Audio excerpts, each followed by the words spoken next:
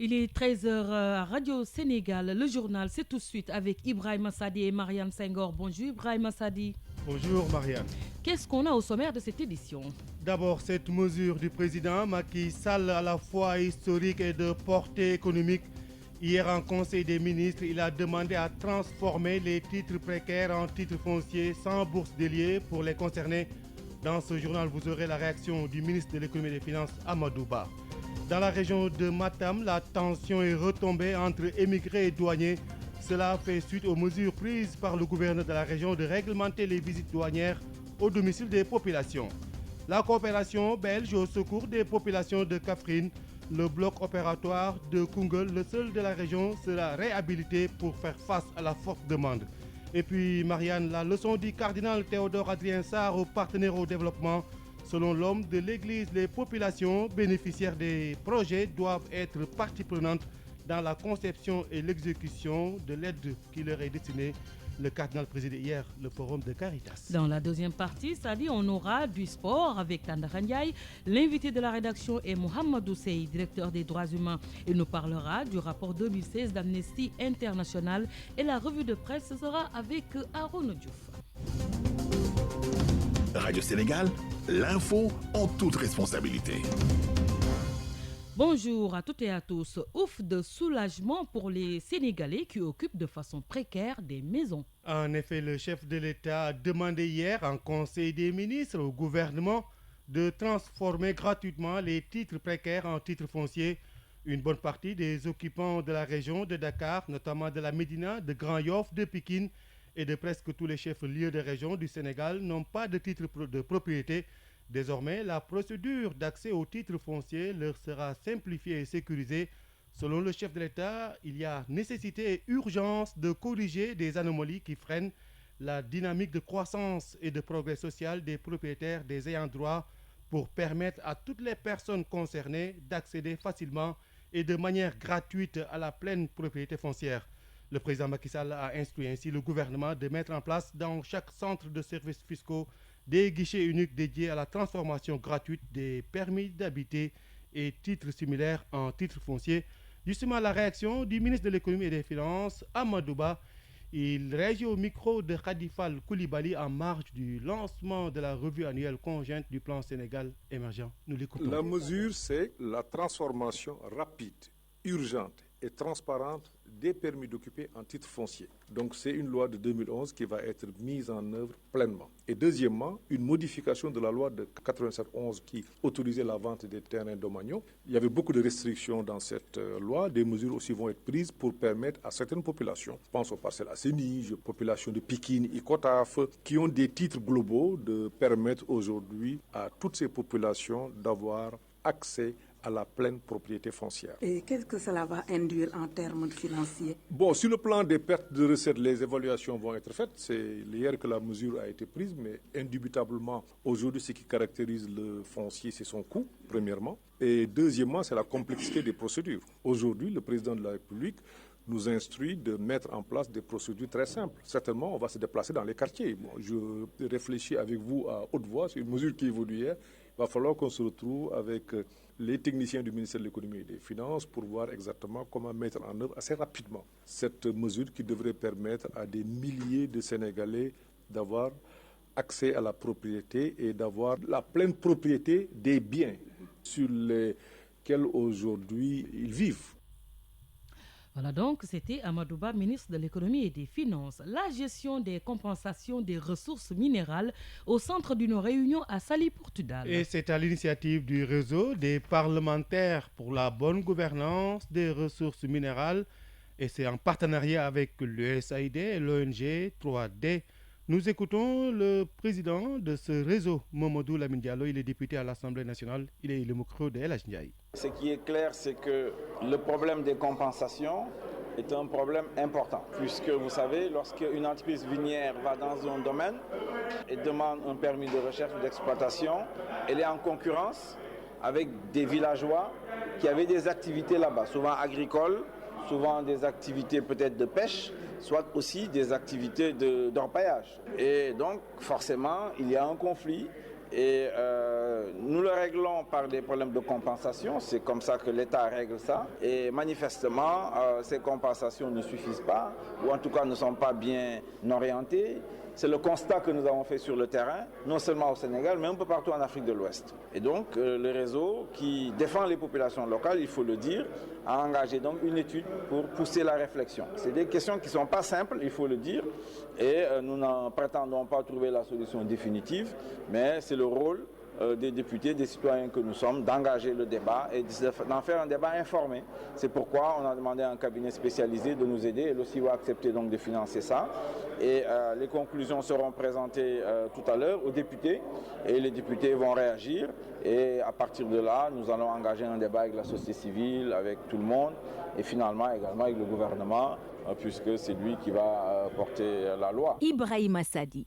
Voilà, donc c'était Mamadou Lamine Diallo, le gouverneur de la région de Matam, prend des mesures pour apaiser la tension entre immigrés et douaniers. Et parmi ces mesures, l'interdiction aux douaniers de visites domiciliaires entre 21h et 4h du matin. Il leur est aussi demandé de rencontrer les chefs de village avant de poursuivre les présumés fraudeurs. Autorités locales et représentants d'immigrés ont salué ces décisions avant de signer une déclaration d'engagement pour aider l'administration douanière à lutter contre la fraude. Alpha Seydi. Suite à la manifestation d'une partie des émigrés du département de Kanel dénonçant ce qu'ils qualifient de tracasserie douanière lors de leur retour de séjour à l'extérieur, le gouverneur de la région de Matam a offert sa médiation.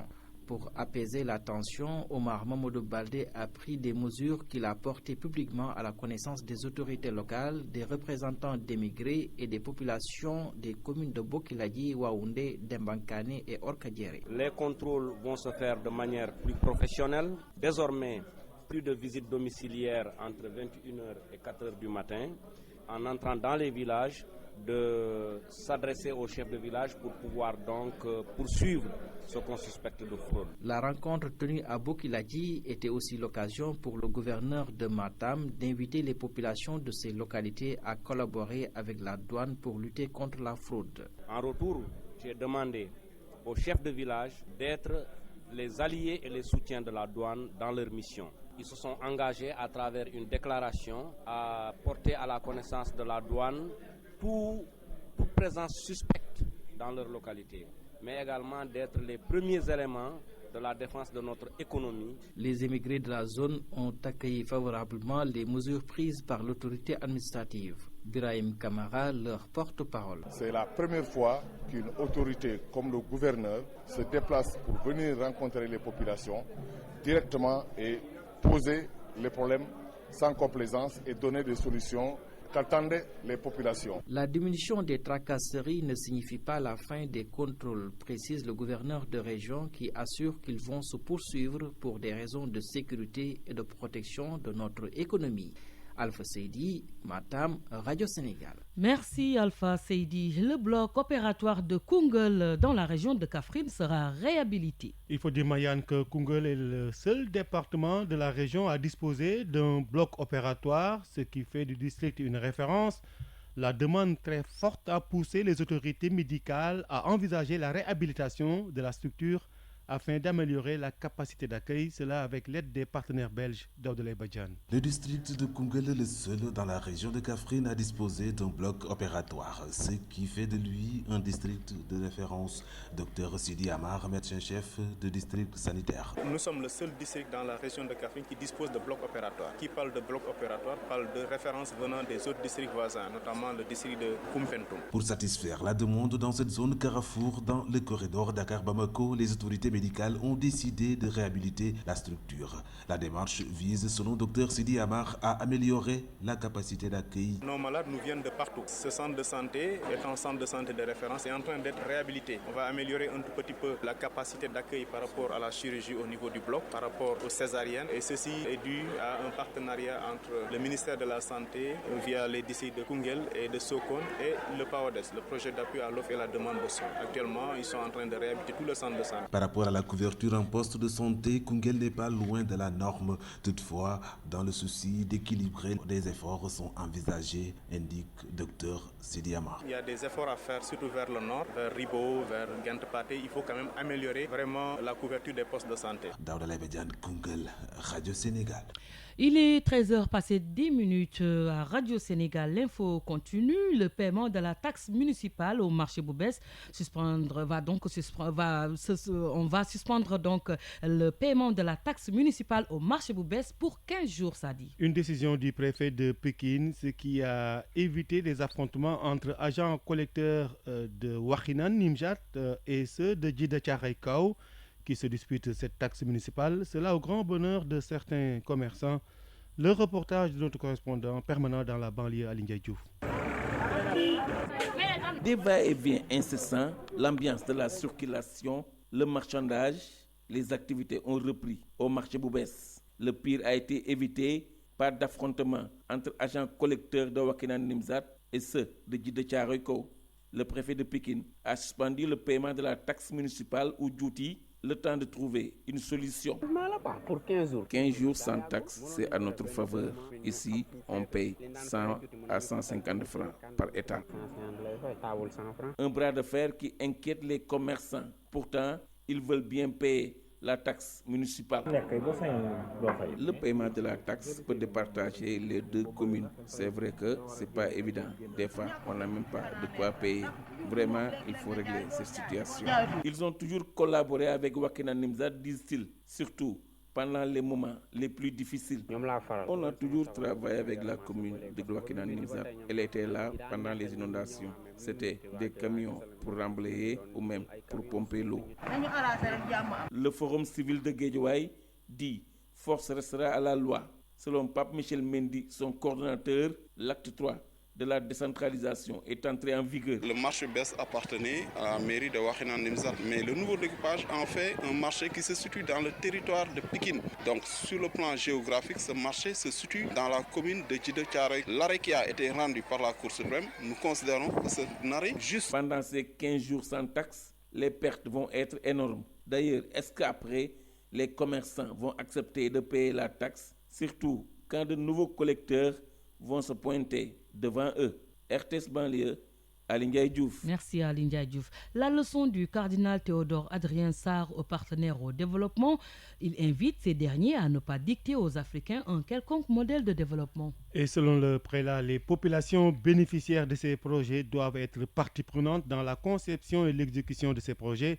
Monseigneur Théodore Adrien Sarr présidait hier le forum de Caritas Sénégal et ses partenaires. Je vous propose de l'écouter au micro de Jean-Baptiste Boukopsane. Il s'agit de concevoir ensemble le développement.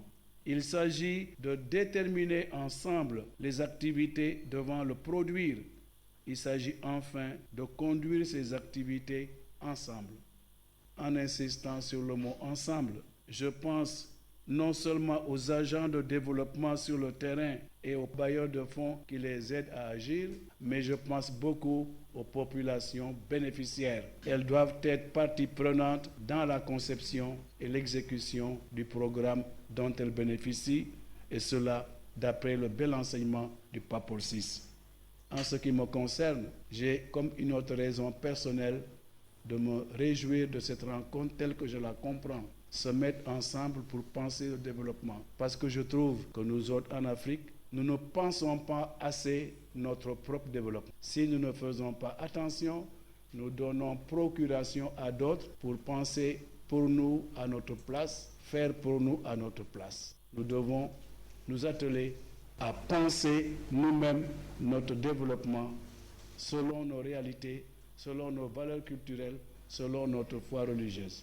Penser notre développement et le conduire d'abord nous-mêmes. Alors, le rôle des partenaires est là pour nous aider. Et je remercie aussi les partenaires, j'attire leur attention. Vraiment, je trouve qu'on dicte trop souvent à l'Afrique ce qu'elle doit faire.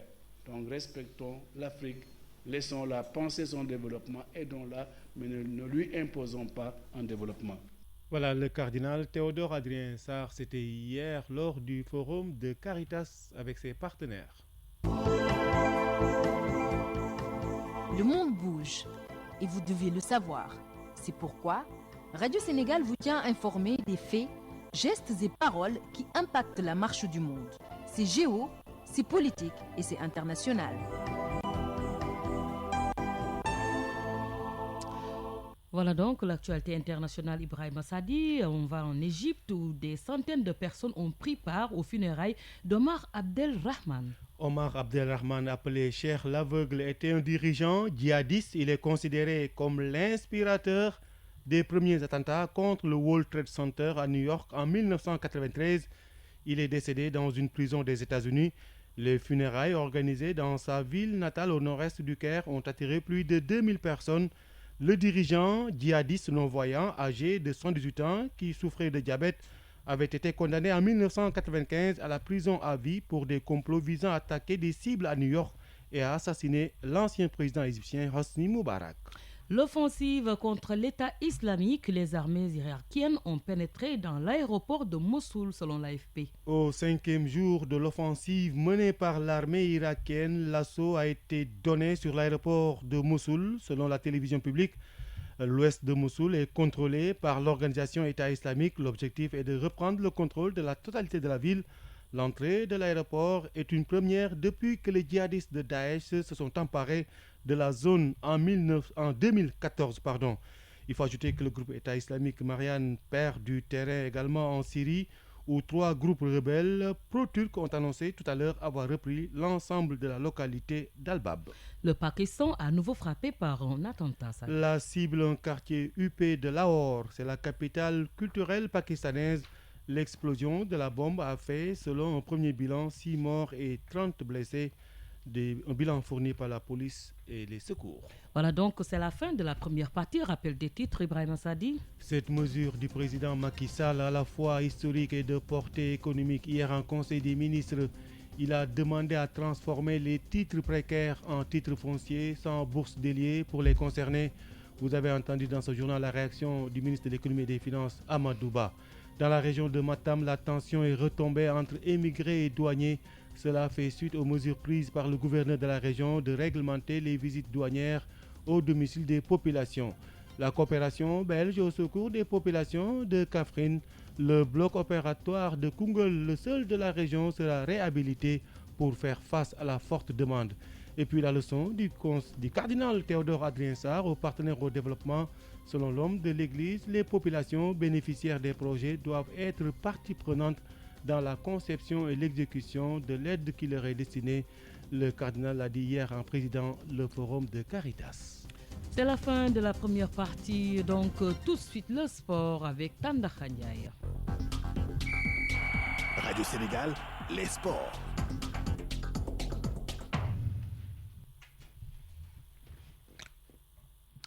Le sport, donc, avec Tandara Ndiaye. Tandara, bonjour. Bonjour, Marianne Senghor. Voilà, les agents du ministère des Sports en conclave ce matin au stade Léopold Sédar Senghor. Oui, tout à fait, ce séminaire sur les marchés publics destiné à l'intention des agents du ministère des Sports a démarré ce jeudi.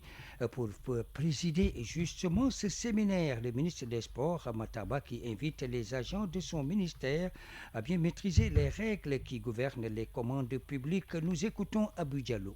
En organisant ce séminaire, le ministère des Sports entend sensibiliser tous les acteurs de son système de commande publique sur la nécessité de maîtrise des outils qui régissent ce mode de passation de marché. Maktarba, ministre des Sports. La commande publique, la cellule de passation des marchés, est la cheville ouvrière parce que nous avons engagé un combat extrêmement important. C'est résorber le déficit criard en matière d'infrastructure sportive. Qu'on fasse tout pour que la transparence soit de mise. Parce que quand il y a un recours, par exemple, nous fait revenir ou bien nous fait perdre au moins 6 mois, surtout si les textes ne sont pas respectés. Donc mieux vaut être dans la transparence et outiller l'ensemble des acteurs. Selon toujours le ministre des Sports Maktarba, la formation, l'information et la sensibilisation des acteurs est un levier important qui devrait permettre d'accroître le champ de compétences des agents du ministère des Sports impliqués dans le processus de passation des marchés. Nous avons une mission extrêmement importante et on ne peut pas se permettre à l'heure actuelle de faire n'importe quoi. On ne peut plus se permettre d'être être dans la légèreté parce que c'est l'argent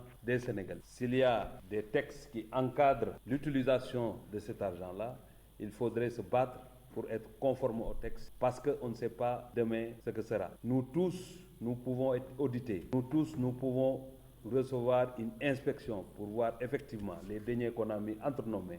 Est-ce que nous sommes en train de bien les utiliser? Ça, c'est valable pour les fédérations, parce que les fédérations aussi reçoivent l'argent du contribuable sénégalais. Donc, nous ne jouons pas avec. Il faudrait comprendre que les textes ne sont pas là pour bloquer le fonctionnement de nos instances, mais les textes sont là pour encadrer et nous protéger. Le ministère des Sports souhaite sortir de cet atelier que tous les participants puissent être dotés d'outils et de connaissances appropriées, leur permettant de prendre convenablement en charge les tâches qui leur seront assignées dans le cadre du processus de mise en œuvre de la commande publique et notamment des demandes de renseignement de prix.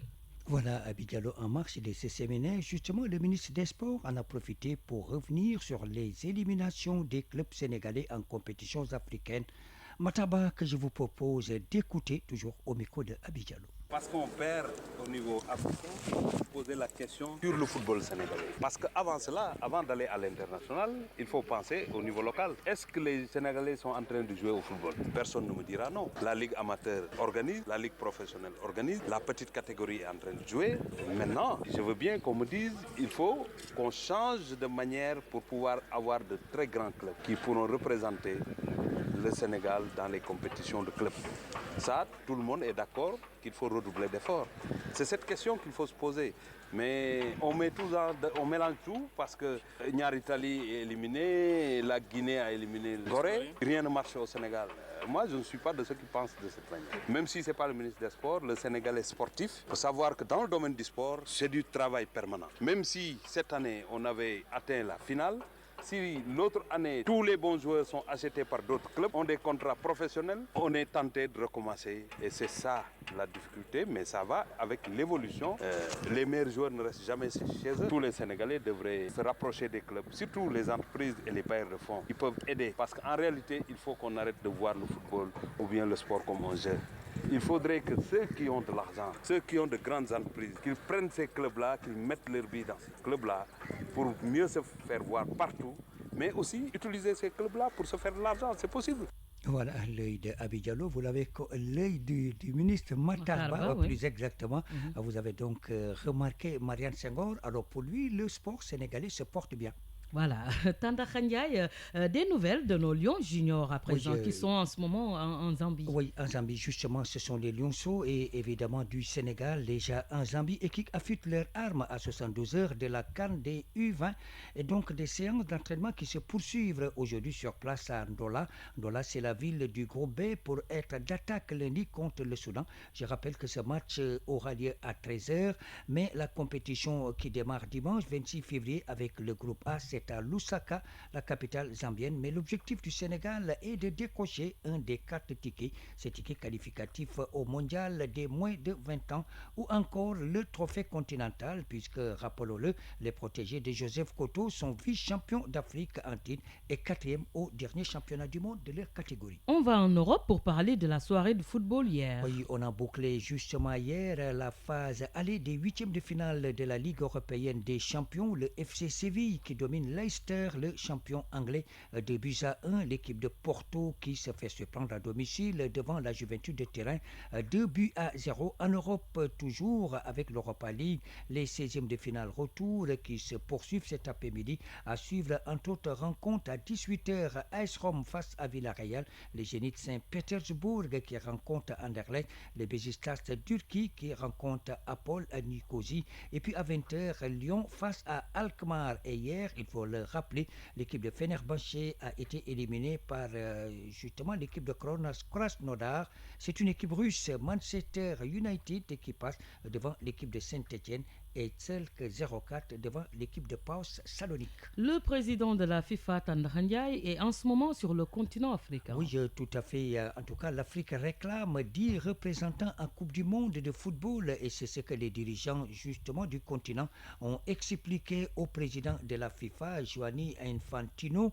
C'était lors d'une réunion à Johannesburg. Ils ont demandé que le quota continental des places soit bouclé à compter de l'édition 2016. 16 à 10, c'est donc à 10 représentants du continent. La FIFA, sur les places, a attribué à chaque continent en Coupe du Monde, en tout cas, le principe d'une phase finale disputée avec 48 équipes. En tout cas, ce principe va donc effacer les 32 actuels. Ce sera validé justement le 9 mai prochain. Et on parle du programme de la 12e journée du championnat de Ligue 2 qui débute demain. Avec le leader Dakar Sacré-Cœur qui, en tout cas, va rencontrer demain vendredi à 17h à Demba Diop l'équipe de Dakar Sacré-Cœur. Et donc, la suite samedi, et ce sera justement avec le Diamano de Fatigue qui reçoit la Sonacos, c'est à Massensen. Le Narguet de Saint-Louis qui va accueillir l'Etix de Mboro avec Kayor Foot qui joue contre Yego à Tiwawon. Le lendemain dimanche, Africa Promo Foot qui reçoit l'AS Pikine à Caroline Faye. Le Duc qui accueille Olympique d'Angor, c'est à Demba Diop. À Demba Diop, toujours, le deuxième match mettra aux prises la Renaissance de Dakar à Yego. Il y a aussi la Ligue 1 qui débute sa journée, sa 12e journée. Exactement. Et tous les matchs de cette 12e journée vont se jouer justement samedi avec à Demba Diop qui va ouvrir les hostilités à 15h30. L'Union sportive de Wakam qui rencontre la Linguère de Saint-Louis. En deuxième heure, ce sera Nyaritali et West Gorée. À Fodewal de Sali, Djamba reçoit le Casasport.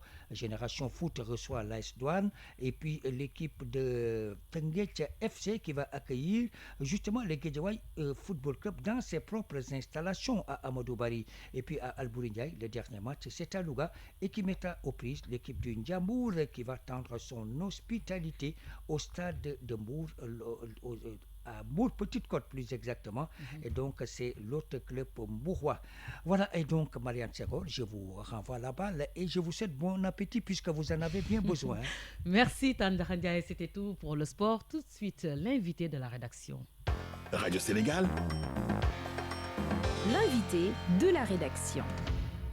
L'invité de cette édition est le directeur des droits humains, Mohamedou Seye. Il réagit au rapport 2016 d'Amnesty qui dénonce entre autres la surpopulation carcérale, la mort de suspects en garde à vue et l'arrêté Ousmane Gom qui interdit toute manifestation politique au centre-ville de Dakar. Mohamedou Seye est interrogé par Khalé Amadou Narfal. Monsieur Mohamedou Seye, directeur des droits humains, Amnesty International a publié son rapport 2016 et concernant le Sénégal, demande par exemple l'abrogation de l'arrêt Ousmane Ngom et la fin aussi des manifestations interdites. Quelle est la réaction de l'État sénégalais? D'abord, nous félicitons Amnesty et les ONG d'une manière générale de droits de l'homme qui sont aux côtés de l'État et qui nous aide un peu à approfondir les questions de droits de l'homme. J'ai l'habitude de dire que rien ne peut être parfait sur ce terrain en matière de droits de l'homme. Il s'agit toujours de faire davantage parce que généralement on estime que l'État n'a pas assez fait ou bien n'a pas pu bien faire. Cela dit, il faut quand même préciser que depuis le 25 mars 2012, l'option du président de la République pour l'approfondissement de la démocratie sénégalaise et la construction de l'état de droit est quand même manifeste. C'est une option irréversible du chef de l'État et du gouvernement du Sénégal. Sur la question maintenant des marches, nous prenons acte de l'observation de Amnesty International en précisant toutefois que en cette matière également, l'interdiction des marches, les statistiques sont en faveur de l'État. Je ne parle pas des statistiques de Dakar, mais les statistiques du ministère de l'Intérieur montrent que sur les manifestations, il y a plus de manifestations autorisées que de manifestations interdites. Toutefois, nous restons ouverts pour l'approfondissement de cette question. Justement, vous êtes attendu, par exemple, sur des solutions à apporter à la surpopulation carcérale et puis aux individus aussi qui décèdent dans les commissariats de police. Oui, je pense que la question des prisons est une question aussi que l'État du Sénégal prend à bras le corps et le ministère de la Justice, depuis des années, lutte pour mettre fin à ce surpeuplement, pour que les conditions dans les prisons soient meilleures. Il y a tout un panel de mesures qui ont été mises en œuvre par le ministère de la Justice. Les projets de construction de prisons sont là. À Sébikotane, nous allons ériger une prison de 1500 places Et dans chacune des capitales régionales, des prisons de 500 places seront construites, 6 au total. À côté de la construction de ces prisons, il y a également les mesures législatives. On a institué les chambres criminelles pour qu'il y ait moins de longues détentions. Et il y a aussi beaucoup de mesures sur ce plan-là pour quand même accompagner les prisons pour que les effectifs soient au moins gérables. Donc l'État aussi est vraiment à l'aise sur la question de la surpopulation carcérale et sous peu, j'ai l'espoir que les Sénégalais apprécieront à leur juste valeur les choses qui sont en train d'être faites par l'État du Sénégal. Le rapport d'Amnesty reprend aussi à son compte une revendication d'une partie de la classe politique sénégalaise, à savoir l'abrogation de l'arrêté Ousmane Ngom qui interdit les manifestations au sein de Dakar Centre. Oui, je l'ai déjà évoqué et que nous prenons acte et que l'État reste ouvert pour tout cela. Je pense que la démocratie ou bien l'exercice de la démocratie repose sur un minimum de consensus. Je pense que le dialogue doit continuer en ce domaine pour que toutes les libertés publiques puissent s'exercer de manière consensuelle sans aucun accroc vraiment sur ce plan-là et que l'État reste ouvert à toute solution. Est-ce qu'il n'y a pas de mesures fortes et immédiates à prendre pour que des présumés prévenus, en tout cas des personnes interpellées, ne décèdent plus en détention dans les commissariats? Oui, je profite de votre temps d'antenne pour présenter au nom du ministre de la Justice, M. Sidiki Kaba, les condoléances aux défunts transitaires décédés dans les locaux du commissariat du port. L'autopsie aujourd'hui révèle que cette personne s'est donné lui-même la mort dans les locaux de ce commissariat. Effectivement, nous ne cautionnons pas cela et nous prendrons les mesures pour qu'on n'assiste plus à cela. Il appartient aux forces de l'ordre de veiller à la sécurité des personnes qui sont en garde à vue et nous n'avons pas cependant tous les éléments. L'enquête est ouverte de toute façon, mais à l'heure où je vous parle, nous ne disposons pas encore d'assez d'éléments pour pouvoir nous prononcer davantage sur cette question. M. Mohamedou Sey, je vous remercie.